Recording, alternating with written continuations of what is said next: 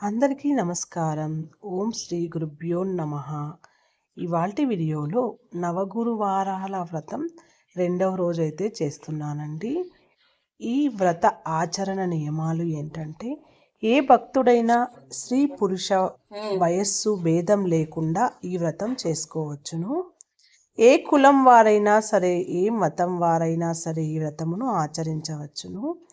ఈ వ్రతమును సంపూర్ణ ఆత్మవిశ్వాసంతో మరింత అత్యంత భక్తితోనూ ఆచరించినచో మహత్వపూరితమైన ఫలము ప్రార్థించును. ప్రార్థనలు ఫలించాలంటే, కోర్కెలు తీరాలంటే భక్తిపూరితముగా సాయి భగవానుని ప్రార్థించి గురువారం రోజున ఈ వ్రతమును ప్రారంభించాలి. ఉదయమైనను సాయంత్రమైనను ఈ పూజను ఆచరించవచ్చును. అలాగే నేనైతే రెండవ వారం సాయిబాబా నవగురువారాల వ్రతం అయితే చేసుకుంటున్న సందర్భంగా మా ఇంటి దగ్గర మైసూరు మల్లె పువ్వులు అయితే దొరికాయి మా చెట్లలో. వాటితో పూలమాలని కట్టి అలాగే సాయిబాబాకైతే అలంకరించాను.